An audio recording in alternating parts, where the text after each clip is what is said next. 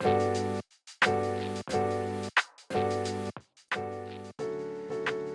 right, it's somewhat of a new rivalry, but this rivalry isn't against two teams. It's actually against two players within the team, and that's Mumbai Indians.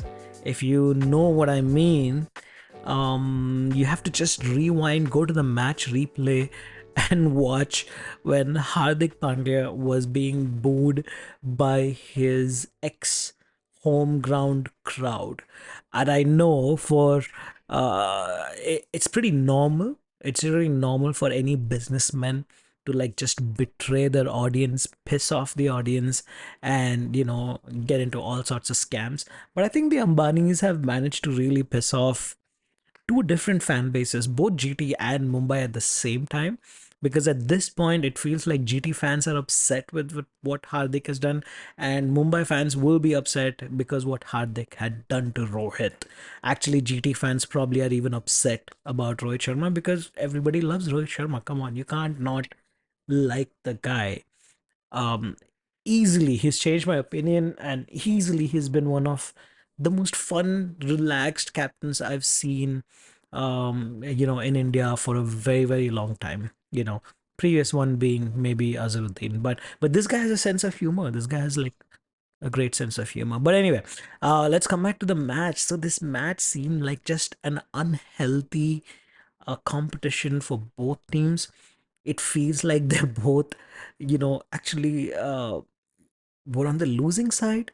But somehow, in the end, the second half of the game, I ended up rooting for GT because they seemed like they were fighting for it, and I'm rooting for Gill. Actually, very surprising. I am rooting for Gill as a captain now. Um, because young fellow, huge responsibility. Ashish Nehra is still the coach. They have a bunch of new players in the team, young ones too. So I think this team's gonna go places, and I'm excited for Shubman Gill's captaincy. And now the biggest news was not that Mumbai Indians lost. The biggest news is how Hardik kept losing. It was not Rohit Sharma, it was Hardik. It was not Mumbai Indians, it was Hardik. And you see all these riffs on Twitter and Instagram and everywhere. So yeah, he was greeted by boos at Gujarat Titans home ground. I wonder what will happen when he actually plays at home. On the other hand, Rohit is getting all the cheers, Bumrah is getting all the cheers. Um, so we'll have to wait and see what happens next. As in, uh, see, I get why Mumbai Indians did that. The management probably thought, oh, Rohit is in his twilight years. He's going to retire soon, so maybe it's time to prepare a new captain. But I wish they could have done it slightly better. But it's management, they just don't think about human beings. I guess even at that level, they just showed like some really poor human management skills, people management skills, sorry, human management skills. Yeah, on their side, like any other organization, any other corporate, they showed really bad people management skills. All they had to do was just hold on to Rohit for maybe one more year, and next year probably he was going to retire, or it would have given him an option to make himself available for the mega option. Sorry, the mega auction, right? So if he is going to the mega auction, the transition would have been a lot smoother, but no, they had to make it sly and greasy. Anyway, enough of this off-field crap. This session, this video, I thought I could actually do top 10 moments, so let's try that. So top 10. The 10th one was that whack of the first ball, Riddhiman Saha's handle. It was just him announcing that you can't bowl a loose one to Saha. And the crowd got super excited because it was Hardik Pandya's bowling. And I feel that Saha is a very underrated cricketer. I wish he had played a lot more in the national team, but he was going so well. until Bumrah came, I guess, and just destroyed those stumps in the most classic Bumrah way. Anyway, number nine, Pandya's captaincy. This isn't a positive one, but how do you not bowl Bumrah when he's on your team? How do you bowl yourself? There's no way any captain in the world would wait to bowl Bumrah. I mean, he is your ace, man. Come on, he waited way too long. I think Bumrah came in for what, like the fourth or fifth over? That's way too long. And as soon as he got in, he got the wicket. He got Saha's wicket, who was actually smacking Hardik Pandya all over the ground.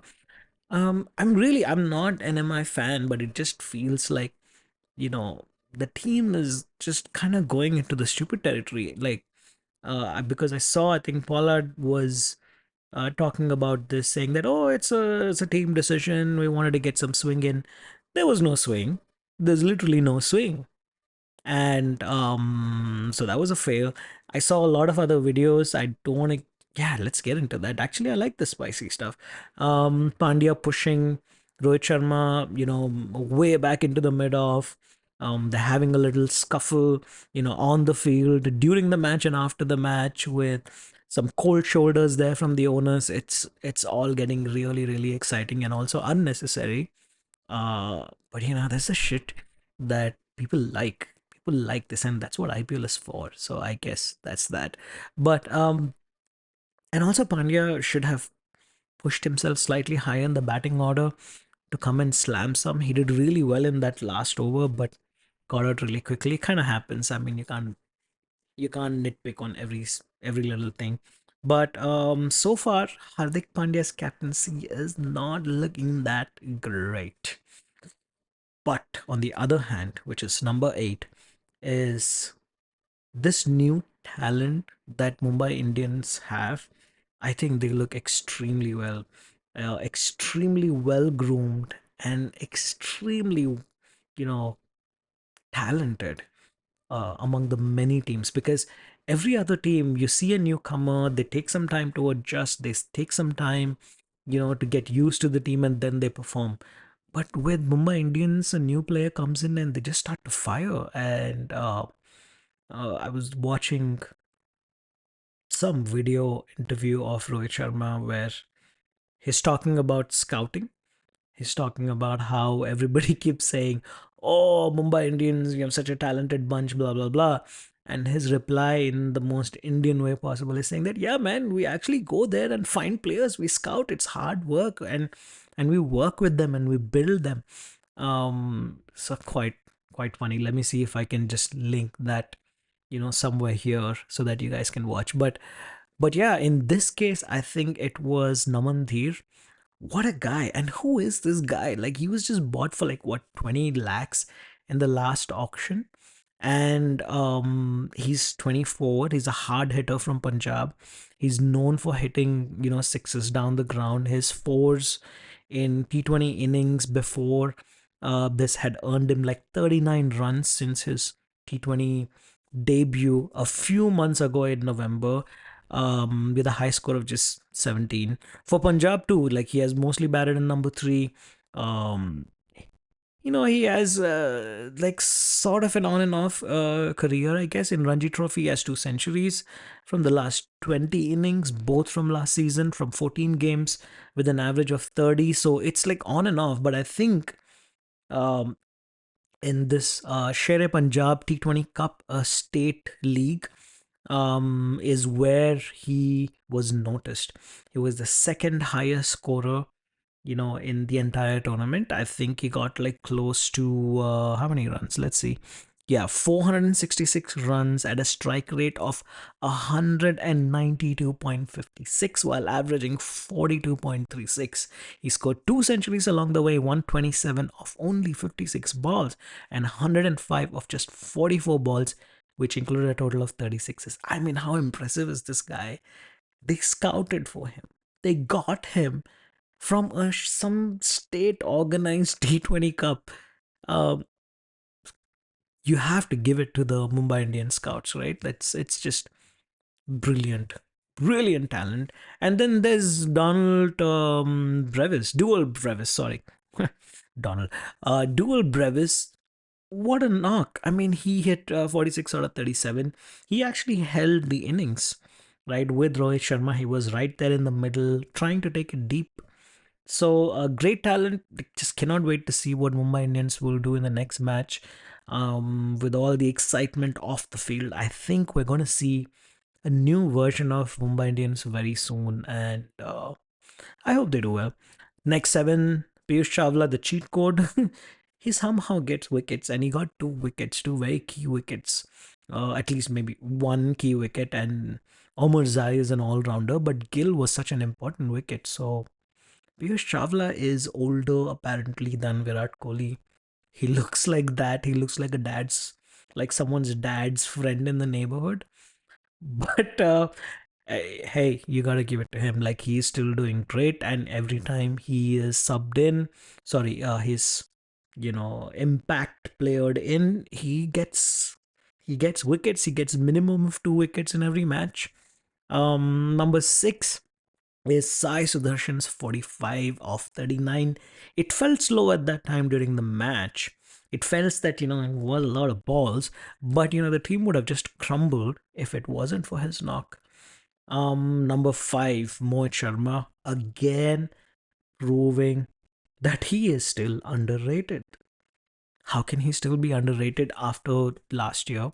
And what he did in this match was excellent, especially that I think the second last over that he bowled, just absolute brilliance, right? So I hope these guys actually pick Mohit Sharma for the World Cup. Maybe the World Cup call. Maybe, I don't know. Let's see. I wish BCCI had the scouts they have for MI. Then maybe they'd probably be able to pick better talent for the national team and win the cup for us. Anyway, number four, I think Rohit Sharma and Dual Brevis partnership. Rohit's knock was a classic. Rohit Sharma, Big Bear, Hitman knock. It's knocking it all over the place. Unfortunate he got out, but this was the second time I actually have seen him get out, to an LBW while sweeping. But I'm sure he's watching this, and he's watching his replays and figuring out a game plan for the next match or the next tournament. Anyway, number three, I think Miller's catch changed everything for Gujarat Titans. I mean, that catch that he took running, he covered a lot of distance for that Tim David's catch, right?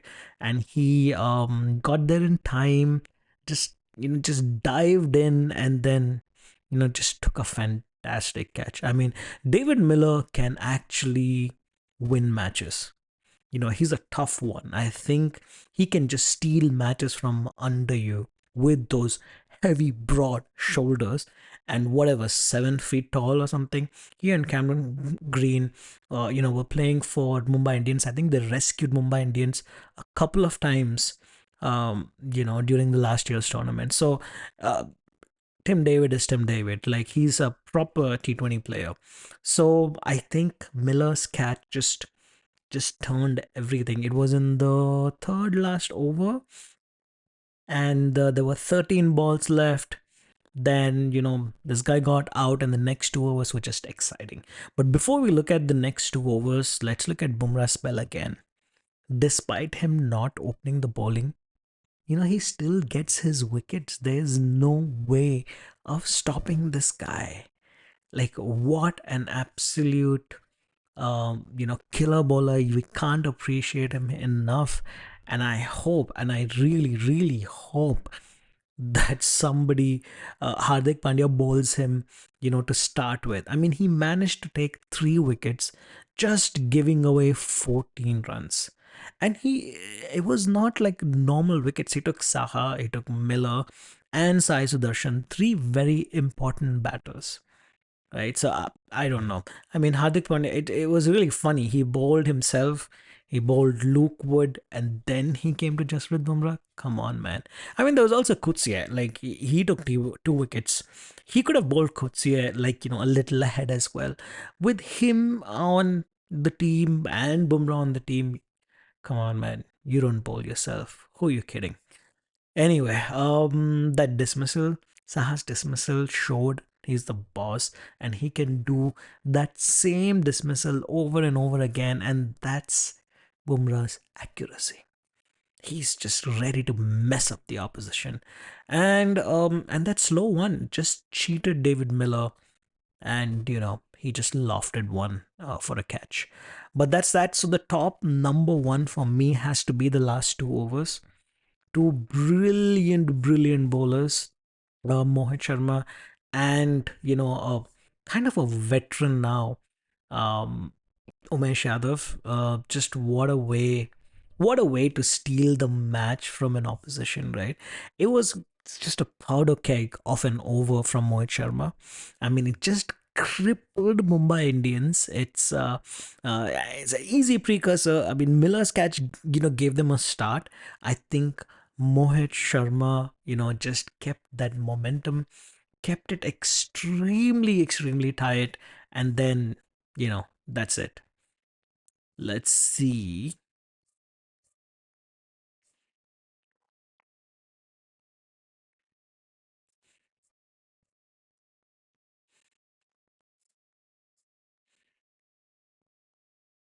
Yeah, he kept those 2 overs extremely tight. As in, when Mohit Sharma was bowling I think what is it, the 18th over. Sorry, okay. The number one has to go to the last 3 overs. Three excellent new and old bowlers for Gujarat Titans. One being obviously Mohit Sharma, second being Spencer Johnson, and third, kind of a veteran Umesh Yadav, right? He was at KKR last year, I guess, and now he's here in Shami's absence, and he got the job done, man. As in, look at this. As in, Mohit Sharma's over was dot ball, wide, uh, a four, and two twos, and then a wicket. This was Mohit Sharma's ball, and sure, Rohit Sharma's. So let's look at Mohit Sharma's over, right? I think it was the 18th over, a dot ball, one wide, a four, two doubles, and then in the last ball, sorry, second last ball, a dot ball, and then a wicket. And then, Spencer Johnson comes in, who actually heard, a motivation speech from our very own Ashish Nehra, and he comes in, he gives a six in the first ball. The crowd's going, silent, and then a wicket, the 2 runs, and then a wicket again. And then finally, Umesh Yadav comes in, a six and a four. Hardik Pandya was out for blood. you know, Actually, you know what? I do believe that Hardik Pandya can be really a clutch player in these situations, and he could have done it. He could have done it. He really could have done it. But after that 6-4, he was gone. He was gone, and then Piyush goes for the big one, hands a catch, and that was it. Finally, Mulani just takes a single in the last ball, and Umesh Yadav, Mohit Sharma, and also Spencer Johnson actually become the heroes. Like, it was just fantastic, and look at the kind of wickets they got in the last few overs, right? Apart from Pandya, there was also Tilak, and who's the other guy? Let's see. What are the other wickets? Why do I keep forgetting these? Yeah, they got back to back wickets. First, it was Tim David. After Tim David, it was Kutsie. Brilliant catch, cotton bolt. Then Hardik Pandya, and then Piyush Chawla. So just the last 3 overs, they got like 4 wickets and just sealed the deal. Yeah. Oh, sorry, Tilak Verma too. Tilak Verma too. So um, yeah. After Tim David, it was Tilak Verma, Kutsie, Hardik Pandya, and I mean, look at the last 3 overs. I mean, look at the last 3 overs. Like, they were so productive. Like, all these wickets were not just tail enders, but they were batsmen. They were middle order batsmen. Like, first, Tim David goes, at 17.6 over in the 18th over. And then Spencer Johnson comes in. Tilak Verma is gone. Then Kutsia is gone. And then in the 19th over, Pandya and Piyush Chawla. So, It was not an ordinary deal to actually take those 4 wickets in the last three overs. So anyway, Coach Ashish Nehra, I think his leadership is interesting. He looks like a bit of a micromanager. Uh, who knows? But he just keeps patrolling the boundaries. Make sure makes sure that he's feeding the instructions to the players like a football coach. I think he did that with Spencer Johnson. And then the 19th over produced two wickets, and they just turned the game around. So anyway, after 16 after 16 seasons, if you need reminding that fan loyalty isn't after I want to close this by saying after 16 seasons, if you needed reminding that fan loyalty is a thing in the IPL, this was it. This was it. Like I said in the beginning, this was not Mumbai Indians' loss. It felt like it was Hardik Pandya and the owner's loss. So I want to see this journey in the next step and see what happens if they win the next match. If they lose the next match, the audience is not going to be happy with it. They're gonna go crazy. So anyway, that's that. See you in the next match.